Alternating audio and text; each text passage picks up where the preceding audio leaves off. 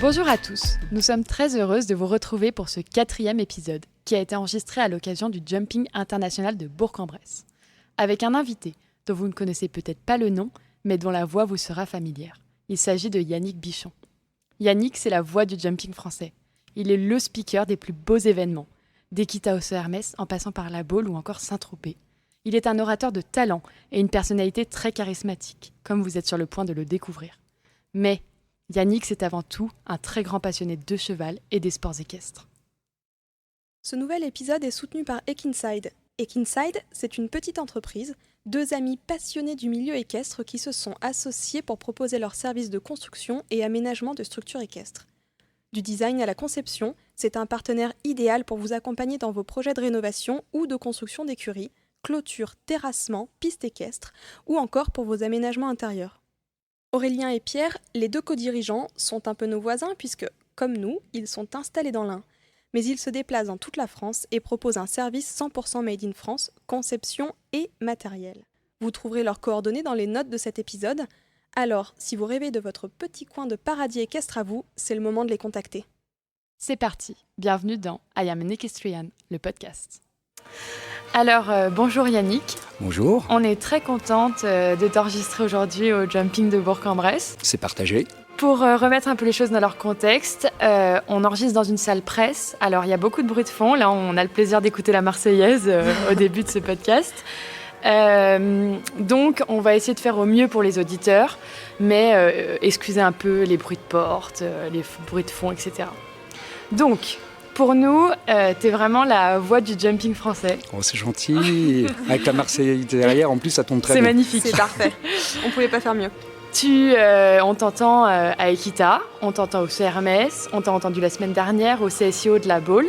On aimerait que tu nous expliques d'où tu viens, le parcours que tu as eu pour en arriver là. Ah, ça va être compliqué parce que là, vous me demandez de raconter ma vie qui a débuté il y a 53 ans maintenant. D'un croisement, et c'est rigolo parce que j'entends la Marseillaise, mais je suis en fait d'une maman française et d'un papa indien. Donc je suis issu d'un métissage. Et après mes études où je souhaitais être vétérinaire, comme beaucoup d'enfants, on s'est dit on est parti un petit peu là-dessus. Et je pense que les études m'ont plus poursuivi que moi finalement. Et à un moment donné, j'ai lâché l'affaire. Après moult discussions avec mes parents pour leur expliquer un petit peu mes choix lorsqu'on est jeune. De vétérinaire, j'ai décidé finalement de laisser tomber toute cette préparation pour partir dans un milieu qui me paraissait plus ouvert à ce moment-là, qui était tout simplement le Club Med. Ok. Club Med en étant géo, en disant là-bas je vais découvrir, je vais voyager, je vais rencontrer moult choses et je vais peut-être m'ouvrir sur le monde, ouvrir et créer un réseau, un carnet d'adresses et peut-être m'ouvrir d'autres perspectives. Alors vous allez me dire où est le lien tout ça avec le cheval, c'est qu'à ce moment-là je commençais à monter un petit peu à cheval. Joseph Levotte, qui est un des acteurs, la famille Levotte est connue avec notamment Arthur aujourd'hui, qui est le fils d'Olivier, lui-même le frère de Laurent Levotte, qu'on a connu donc jadis avec des grands étalons nationaux et tout, qui était un cavalier aussi international. Donc c'est cette famille-là qui m'a mis à cheval. À cette époque-là, donc moi j'étais géo au Club Med de Pompadour, à faire comme tous les géos, l'andouille sur scène. Je m'occupais de la discothèque en bas et je finissais à la piscine le matin. Après j'allais faire des sports terrestres, je courais, puisque je courais beaucoup à l'époque, et je montais à cheval. Ma petite copine de l'époque me disait, j'étais en France, donc j'étais à Pompadour, on avait des projets, la vie commençait comme ça. Et puis mon chef de village devait partir à Nouméa. Donc comme tout chef de village, réunit son équipe en disant les amis, on part la saison prochaine, on part à Nouméa, je vous emmène. Et là il y avait un choix de cœur à faire. C'était soit Nouméa, qui était chouette avec le soleil et une vie pas mal aussi, ou bien la petite copine. Aïe. Et du coup, je suis un peu fleur bleue, j'ai dit allez, je reste. Et voilà, en restant donc en France, le hasard a fait que finalement, à l'époque, je montais donc chez les Levotte.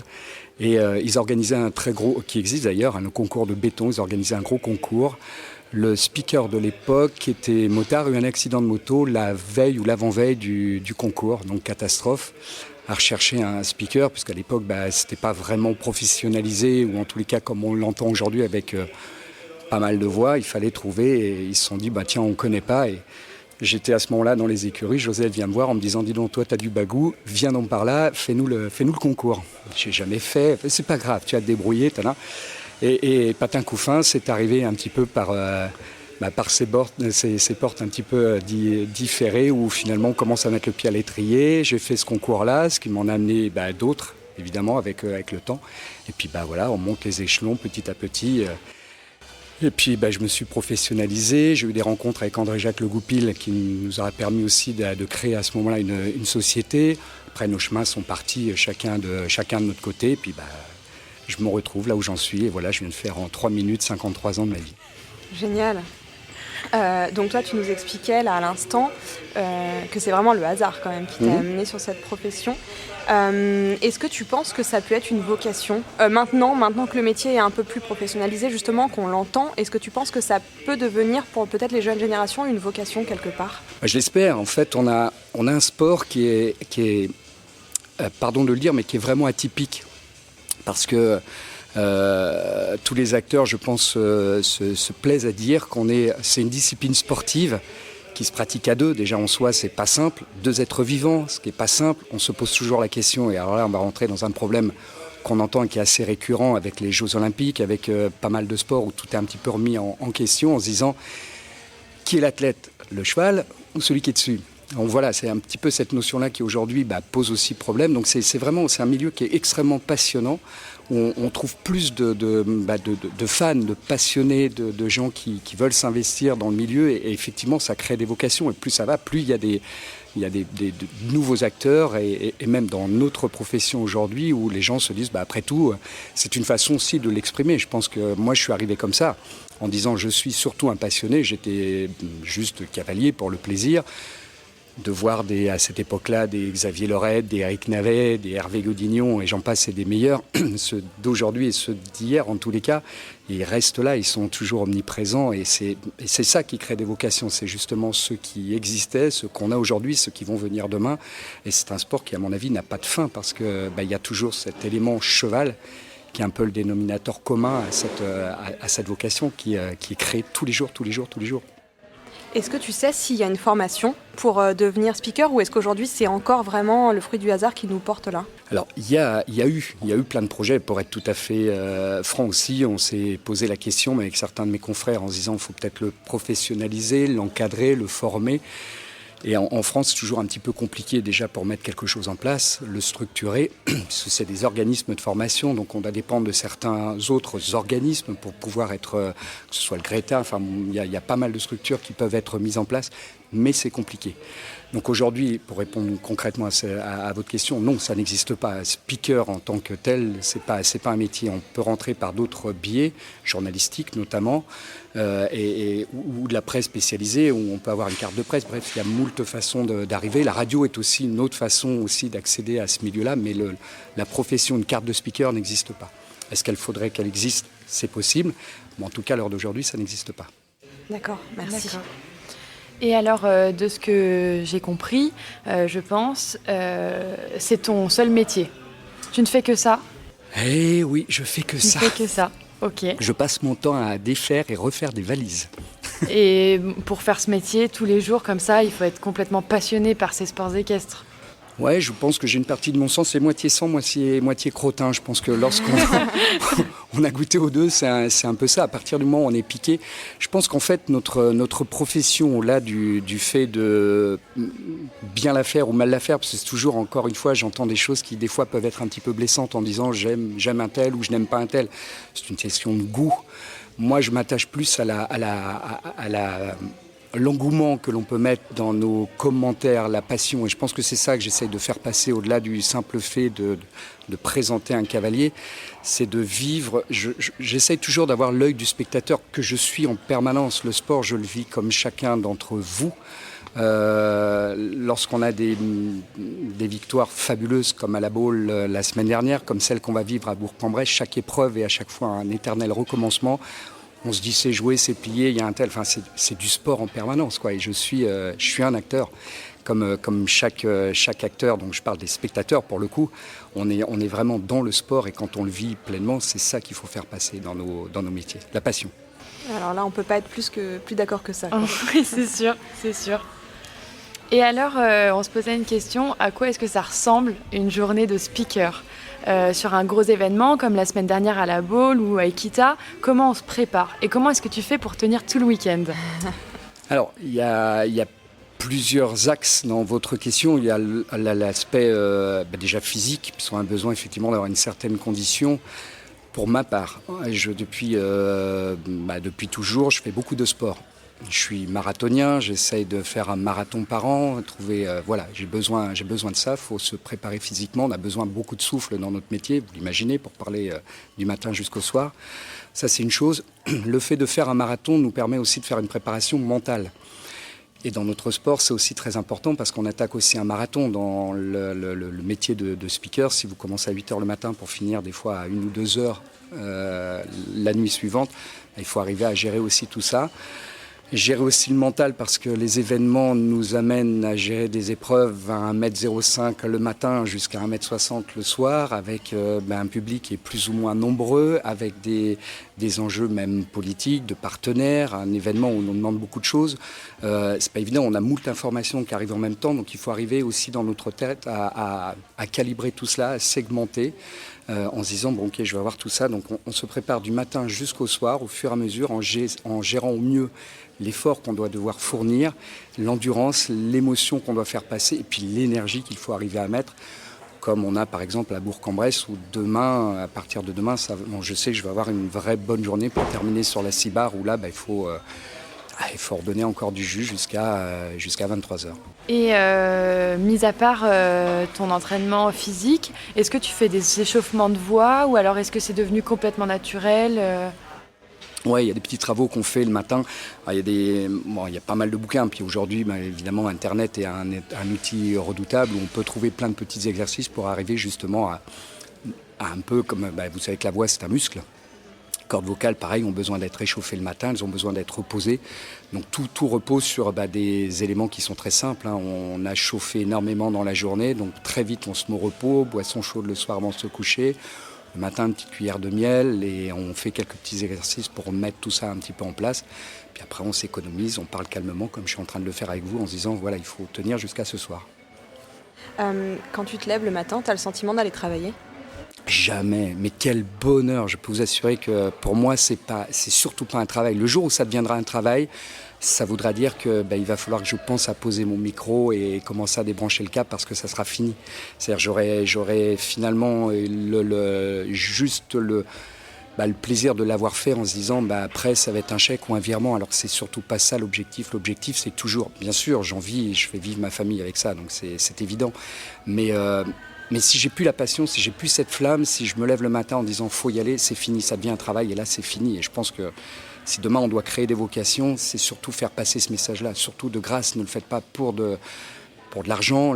C'est un aspect qu'il ne faut pas négliger, mais surtout garder avant tout la passion. Enfin, faut vivre l'événement.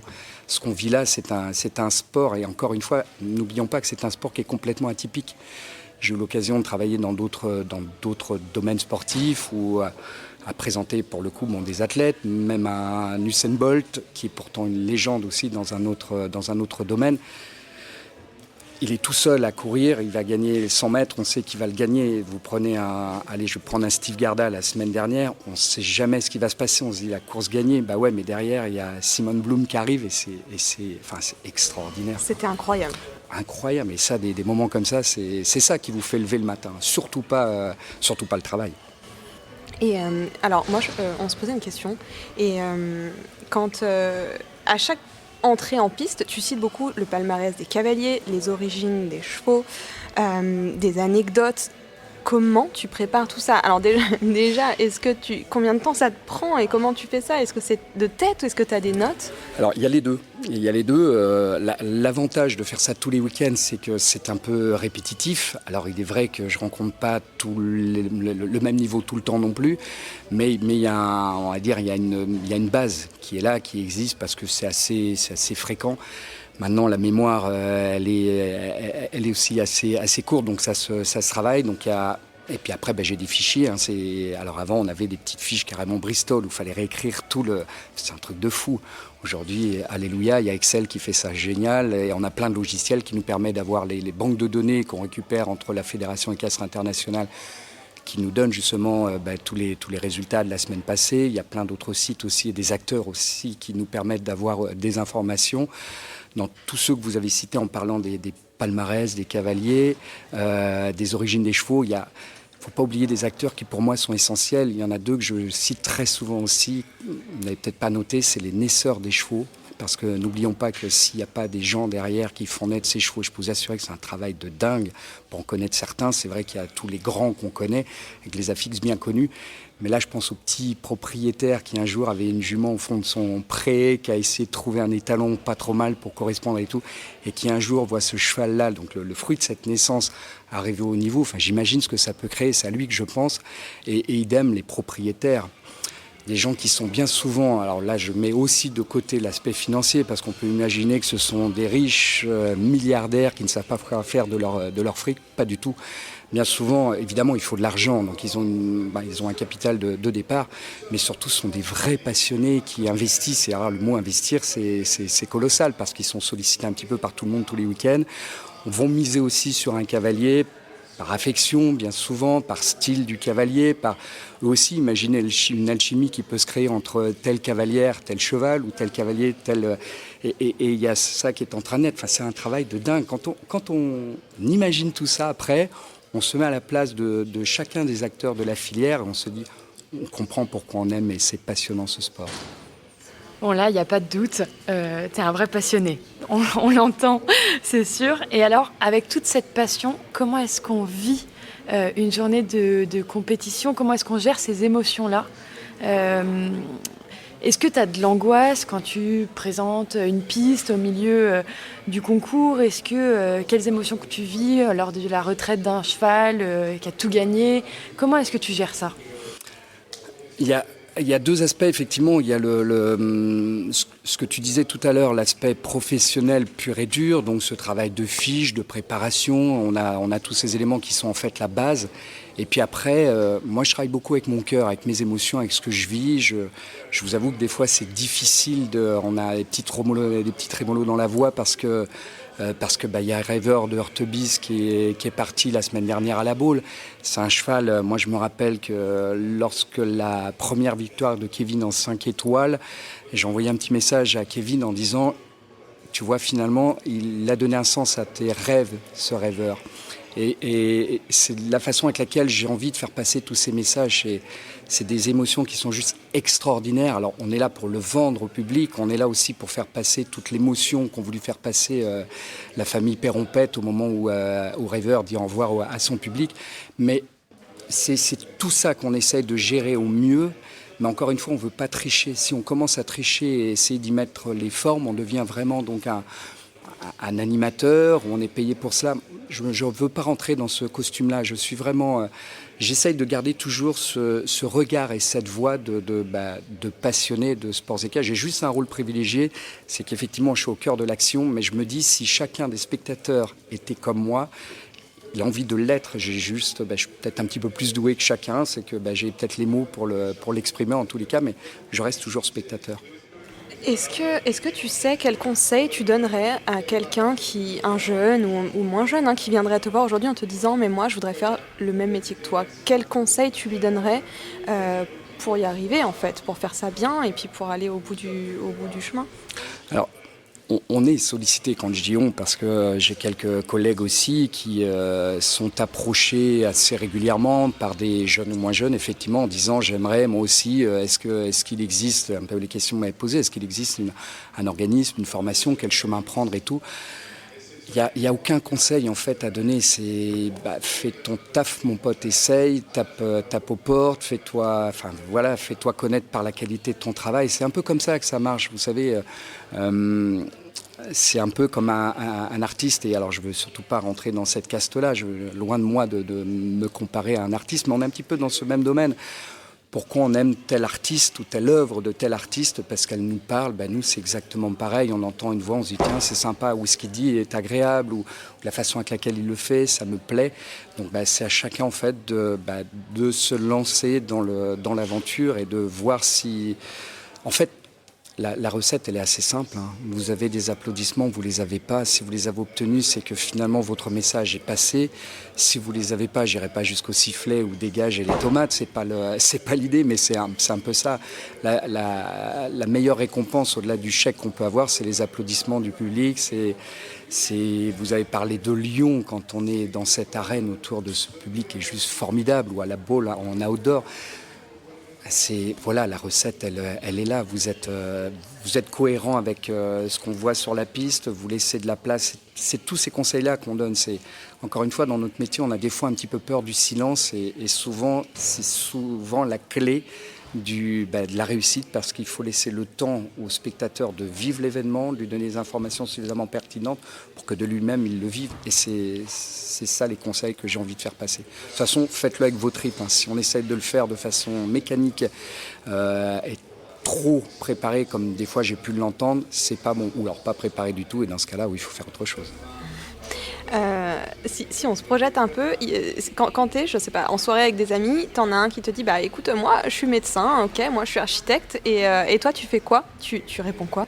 Alors, ce que je fais dans les soirées, parce que c'est assez rare quand j'en ai, mais c'est très drôle, c'est que je lance un quiz et je me fais beaucoup d'argent, parce que je lance des paris en disant si vous trouvez mon boulot, allez-y. Et je deviens riche grâce à ça.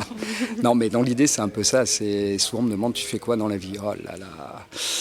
Alors après, alors t'es journaliste? Non, je suis pas journaliste. Alors t'es dans le sport? Oui, je suis dans le sport. Et le cheval, enfin bon, voilà. Et après, il faut développer notre métier, parce que souvent on nous dit oui, très bien. Alors tu vas pouvoir me donner un tuyau pour jouer au tiercé? Non, c'est pas les chevaux.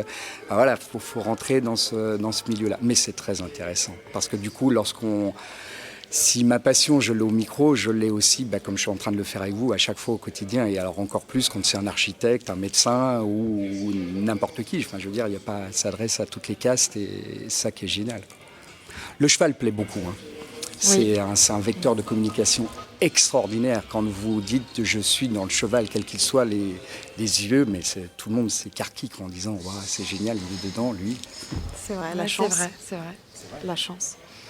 Alors, sans transition aucune, vu que tu connais très très bien les sports équestres et que tu es un passionné, on va te poser quelques questions qui concernent un peu plus ce sport-là.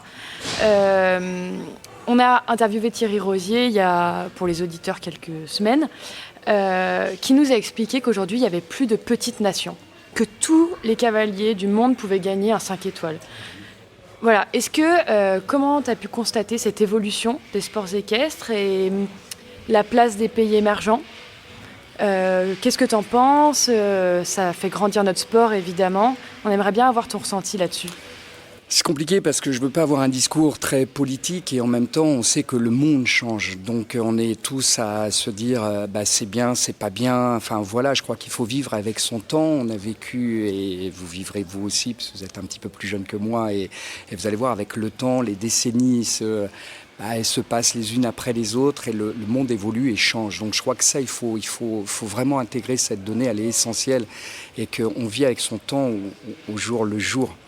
Donc la question n'est peut-être pas de dire c'est bien, c'est pas bien, c'est comme ça, on n'a pas le choix. Aujourd'hui, l'argent a pris une part conséquente dans le sport, au sens mais vraiment large du terme. Ça ne touche pas que l'équitation, tous les sports. Prenez le rugby, qui était un sport complètement amateur il y a encore quelques années, aujourd'hui se professionnalise et s'approche de plus en plus du sacre-saint, le football. Et bien non, l'équitation, c'est exactement pareil. Alors, la question, c'est pas de savoir si c'est bien, si c'est pas bien. Je pense que ça a du bien, parce que du coup, effectivement, ça amène d'autres nations. Ça donne l'accès aussi à des pays qu'on ne connaissait pas, peut-être des gens aussi qu'on ne connaissait pas. Ce sont aussi des passionnés qui ont peut-être aussi envie de gagner des médailles, qui peuvent y accéder, certes, avec de l'argent. C'est un moyen d'y arriver. Alors on peut dire, oui, mais il ne sera jamais un Rafael Nadal s'il était sur un court de tennis avec une raquette. Là, les millions d'euros qu'il a pu mettre dans un cheval va lui permettre d'être champion olympique. peut-être, mais c'est comme ça. On ne peut pas faire autrement. Aujourd'hui, on est régi aussi par l'argent. Ça fait partie. C'est un acteur qui prend de plus en plus de place avec les circuits qui sont aussi en train d'arriver pour s'adapter à la demande qui est créée autour de tout ça. Et je trouve que ça n'a pas forcément que du mauvais, ça a même du bien, ça amène de nouveaux acteurs, ça fait bouger les choses, ça déplace les lignes, ça va évoluer vers autre chose. Je ne sais pas où on va, mais en tous les cas, on va vers quelque chose de nouveau. Je pense qu'aujourd'hui, l'avenir peut être beau si on essaye de mettre aussi un certain nombre de garde-fous pour que tout ça soit encadré, en tous les cas, mais ce n'est pas plus mal. D'accord. Tu parlais tout à l'heure, donc tu as évoqué ta famille. Donc tu as des enfants ? 2. Ok. Est-ce qu'ils montent à cheval ? Ouais, j'en ai une, oui, qui a essayé, elle a 22 ans, elle a essayé de monter à cheval. Je crois que c'est elle qui a réussi à me faire perdre 2-3 décibels dans les oreilles parce qu'elle me pétait, c'était horrible. Et Mathéo, du haut de ses 13 ans, regarde les chevaux de loin. La dernière fois qu'il est monté sur un quadrupède, c'était un dromadaire à Marrakech. Et je pense que non, ils ne sont pas faits du tout pour ça. Est-ce que pour toi, c'est un sport, la question qu'il y avait derrière tout ça, est-ce que c'est un sport qui porte de belles valeurs et qu'on peut avoir envie de mettre dans les mains du plus grand nombre possible, justement parce qu'il y a ces valeurs-là, parce qu'il y a une question de respect de l'intégrité de l'animal et tout ce qui s'ensuit dans l'approche de l'équitation ? Alors, dans ta question, en fait, on parle vraiment sur l'aspect sportif ou c'est le fait de monter à cheval ? Le fait de monter à cheval. Alors, le fait de monter à cheval, pour moi, ça devrait être tout le monde. Je veux dire, le jour où on a la chance, regardez les yeux des spectateurs, je parle du kidam tout simplement, celui qui est là, qui par hasard vient voir un événement, quel qu'il soit. Le fait de voir ce machin de 300 kilos bourré de muscles, magnifique et tout, il se dit waouh. Et celui qui a la chance de monter dessus, j'aimerais être à sa place. Je pense qu'aujourd'hui, 90% de la population aimerait un jour poser ses fesses sur un cheval. Alors après, effectivement, l'utilisation qu'on peut en faire, mais en tous les cas, rien que ce plaisir-là, si tout le monde pouvait y accéder, bien sûr, mais dès demain, je signe et volontiers pour que ce soit ouvert au plus large public.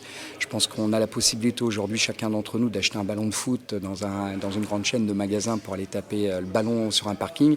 Si on pouvait, et je pense que même tous les acteurs de la filière, ouvrir les centres équestres pour que ce soit plus accessible en termes de coût, parce que je sais que c'est un coût tout cela, mais que chacun d'entre nous puisse un jour avoir la joie de monter à cheval pour une simple balade dans une carrière, dans une forêt, et puis après, petit à petit, si les moyens le permettent, c'est pas pour rien qu'aujourd'hui on est, il me semble, la 3e fédération aujourd'hui de sport et d'acteurs, les filles en premier, les garçons après ça s'inverse quand ils sont plus âgés.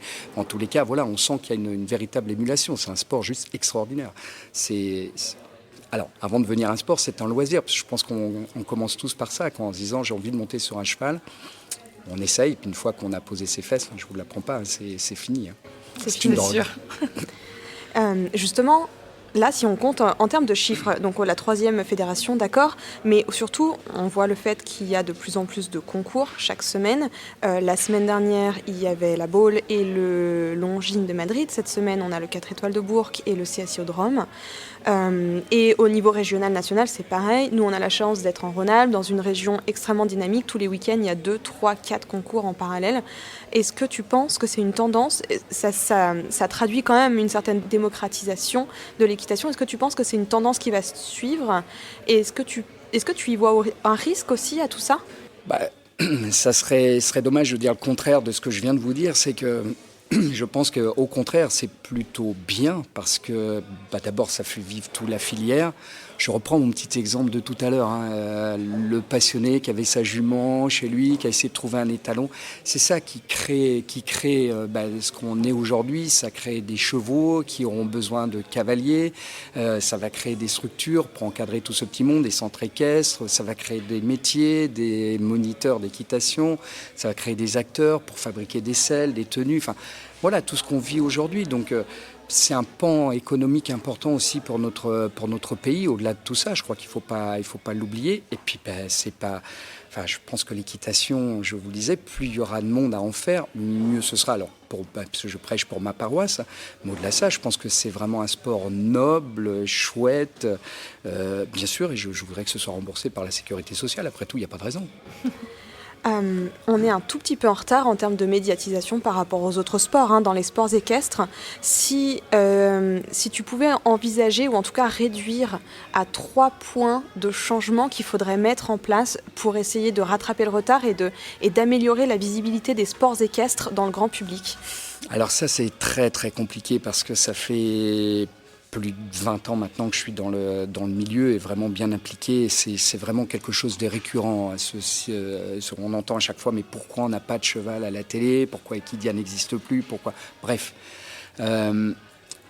Pour avoir aussi été approché par plusieurs télévisions, même la radio, et j'ai à chaque fois décliné les invitations parce que aujourd'hui je suis pas prêt, j'ai besoin de ce public, je suis public avant d'être ce que je suis, donc tant que je suis avec le public, je resterai avec le public.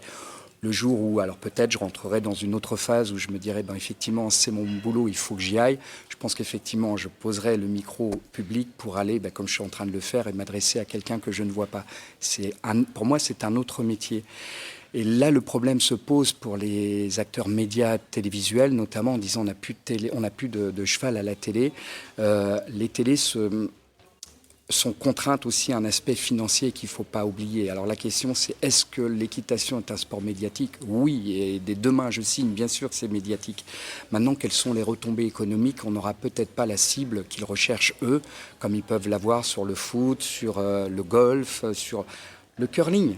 Prenez juste cette discipline que tout le monde connaît le curling aujourd'hui, alors que c'était une discipline il y a encore 15 ans, personne ne connaissait. Et pourtant, je crois qu'en part de marché, c'est juste incroyable. Donc, qu'est-ce qu'il faut changer pour que ce soit plus médiatique? Peut-être déjà notre règlement. C'est vrai que nous, on est dedans, c'est extrêmement simple. Quand on explique 4 points, une barre renversée, mais pourquoi 4 points? Ça commence par ça. Alors, ouais, c'est sûr. Des fois, moi, je contrebalance en disant oui, mais pourquoi tennis, c'est 15-0, puis 30-0, enfin voilà, et tout le monde comprend. Donc, il faut arriver effectivement à trouver. Alors, c'est pas simple, on a des bien-pensants autour de nous. Heureusement, nos instances sont là pour travailler sur les règlements, il faut peut-être apporter une révolution. Est-ce que justement ces nouveaux circuits, le fait qu'il y ait un engouement de plus en plus aussi d'autres circuits qui sont en train de se créer, le nombre de concours dont vous citiez tout à l'heure, régionaux, nationaux et internationaux, font qu'il y a des choses qui sont en train de se mettre en place avec, vous parliez du Global Champions Tour, la Global Champions League, qui est aussi, ce sont des formats qui arrivent. Bien, pas bien, je ne rentre pas dans le débat, mais en tous les cas, ça forcément, ça bouge un petit peu les lignes, ça va amener à chacun de nous à réfléchir, à essayer peut-être une autre façon de calculer pour peut-être finalement intéresser à nouveau les télévisions qui se diront à ce moment-là et c'est pas mal, le format commence à me plaire et tout.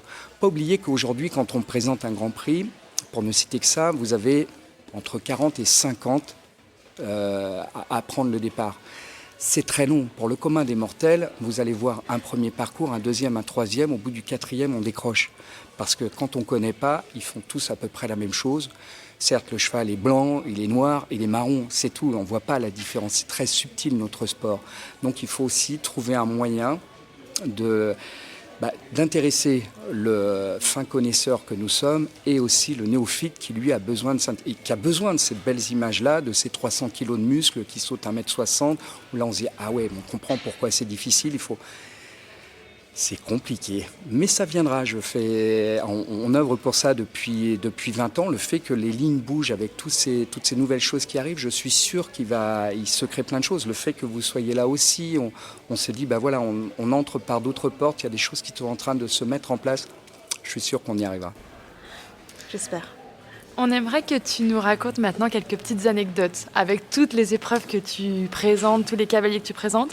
Déjà, on aimerait savoir si tu es arrivé de faire une grosse boulette, si ça t'arrive souvent et laquelle. Des grosses bourdes, oui, j'en ai fait des énormes. Je pense que, parmi les quasi dernières, c'était Nicolas Dezeuse, que vous connaissez bien, qui avait fait le saut Hermès il y a 2 ans. Et il devait passer juste après John Whittaker. Et vous le disiez, on est en train, ma mémoire n'est pas toujours là, donc j'ai toujours mes petites fiches et tout. J'étais en train de regarder l'écran de l'ordinateur, je vois le cavalier rentrer, un petit peu voûté sur son cheval, enfin bon, bref. Et j'entraperçois donc la silhouette de John Whittaker. Donc j'ai présenté Nicolas Dezeuse avec le palmarès de John Whittaker. Donc depuis ce jour, j'appelle Nicolas Dezeuse John. Voilà, ça fait partie des boulettes. Et parmi celles qui m'auront le plus marqué, parce que justement je vais rester sur John Whittaker, parce que c'était vraiment le début de ma carrière, ça a été la plus terrible pour moi à plusieurs sens. Je vais juste avant le Grand Prix à l'époque de la Porte de Versailles, donc le Salon du Cheval de Paris qu'organisait un CSIA à l'époque. Je pense que c'était mon premier gros international. C'est pas le premier, c'est peut-être le deuxième. Juste avant de rentrer en piste pour présenter, comme je le fais avant la reconnaissance et tout. Et je passe donc aux toilettes pour être bien sûr que techniquement je sois au point. Et je dis tranquillement, et là un monsieur arrive, se met à côté de moi, je dis bonjour, enfin je tourne la tête sans forcément dire bonjour. Et là c'était John Whittaker, donc vous imaginez pour un jeune premier comme moi c'était juste terrible. Donc je bafouille 3 mots, j'ai dû lui dire un bonjour, au revoir dans la même phrase, enfin, ça ressemblait à rien, bref. En tout cas je suis reparti, je tremblais encore et tout, j'ai présenté mon épreuve, enfin le début d'épreuve comme on peut le faire, et la verve que vous connaissez, avec les mains bien ouvertes, en emmenant le public et tout. Et c'est vrai que je voyais des sourires un petit peu partout autour de la piste. J'ai dit, mais je suis extraordinaire, les gens sourient, je dois vraiment être terrible. Oui, j'avais juste oublié que j'avais un pan de la chemise qui était encore coincé dans la braguette et bien ouvert. Enfin, voilà. C'est bien, c'est bien. Et est-ce que tu as un cavalier chouchou et un concours chouchou? Voilà, ça c'est... C'est terrible cette question parce que ouais, j'ai des milliers de chouchous, ils sont tous extraordinaires. Après j'ai des références. À Eric Navet, pour moi ça restera, c'est une vraie leçon. Marcus Henning, c'est du bonheur. Sur les cavaliers de cœur, il y a... Pour moi, de revoir Éric Lamaze la semaine dernière à la Baule avec ce qu'il traverse en ce moment, c'est une vraie leçon de vie. Vous prenez des vraies claques quand vous avez ça. Enfin, en règle générale, c'est ça qui doit vous pousser. Et l'équitation, pour ça, c'est vraiment... C'est pour ça que je me base sur le fait que ce soit vraiment un sport. C'est en voyant à Éric Lamaze, en disant OK, Rafael Nadal tape dans la balle pendant 4 heures à l'arracher sur le court central. Mais un mec qui traverse une période comme il est en train de la traverser, avec la période de rémission ou pas, on ne sait pas où il va en tous les cas, et qui se remet à cheval, qui a besoin d'avoir le public derrière lui, qui sent entre lui justement ces 300 kilos de muscles qui vont le porter je ne sais trop où. Bien sûr que je dis respect, pour moi c'est des vrais, c'est ça, c'est des exemples comme ça. Et quand je vois le public français derrière un Kevin, derrière une Pénélope, derrière un Bosti, comme on les a tous les week-ends. Comment voulez-vous que j'en sorte un là-dedans? C'est impossible. Tous, mais oui, tous. Et quel que ce soit du haut niveau, mais même en dessous, il y a plein de belles histoires, même au niveau régional, où on rencontre des trucs qui sont émouvants parce que c'est un cheval de cœur, on l'a fait naître à la maison, c'était la jument de maman, on a trouvé tel étalon et maintenant c'est le fiston qui monte ça lui a permis d'être champion régional ici. Enfin, et tout ça c'est aussi des chouchous, quoi. D'accord. C'est vrai, c'est vrai. Et alors, nos petits informateurs nous ont confié que Là, tu te lançais souvent des challenges. Comme citer un mot complètement fou pendant une épreuve. Alors nous, on a décidé de faire pareil. Aïe, aïe, aïe. Si t'es d'accord. Toujours. Est-ce que tu nous citerais pas le mot éléphant pendant l'épreuve qui suit, le 2 étoiles, la ranking, si je ne m'abuse? Ah bon, éléphant, oui, ça sera... On s'est dit que ça se faisait, éléphant. C'est gentignonnet tout plein. Si j'ai plus les mots que j'ai eu à prononcer, j'ai eu des trucs juste impossibles. Mais oui, j'adore ce genre de défi, bien sûr. Allez, c'est parti alors. Et du coup, on reste regarder la ranking. Et on va être à l'affût du moment où tu vas... Vous parlez du 2 étoiles ou du 4 étoiles après? Du 2 étoiles. 2 étoiles. Ah, vous êtes vraiment gentil. On est gentil. Oui. Enfin, c'est pas très sympa pour celui qui a ce pan d'éléphant dans la phrase. Il nous en voudra pas. Non, c'était chouette. Et en tout cas, merci beaucoup d'avoir répondu à toutes nos questions. Avec grand plaisir. Et c'est des gens comme vous aussi qui font avancer ce sport. Je crois qu'il faut pas oublier ça. On est tous Alors moi, évidemment, je suis en première ligne, mais tous les acteurs, et je crois que le mouvement de solidarité qui se crée depuis que les sports existent, et les sports équestres en général, avec tous les passionnés que nous sommes, vous, avec vos médias, c'est ça qui va faire que ça va continuer à se construire et tout. Donc, croisons les doigts pour que ça dure très très longtemps. C'est gentil, merci beaucoup. Merci les beaucoup. filles. Bonne Avec journée. plaisir. Merci. À bientôt. Alors, on vous l'avait pas dit que Yannick était passionnant? Si vous avez aimé cet épisode, on vous encourage vivement à nous faire part de vos commentaires en message privé sur Instagram. Tous vos retours nous motivent beaucoup à poursuivre l'aventure I Am an Equestrian. Vous pouvez retrouver Ekinside et I Am an Equestrian sur les réseaux. Quant à Yannick Bichon, il aime à se faire discret, alors tendez plutôt l'oreille. Si vous souhaitez soutenir I Am an Equestrian, vous avez la possibilité de verser un tip, c'est-à-dire un pourboire à partir de 1 € sur la plateforme sécurisée Tipeee. Chaque tip est pour nous d'un précieux soutien. On vous retrouve le mercredi 26 juin pour un nouvel épisode de I Am an Equestrian. Et en attendant, belle journée à tous.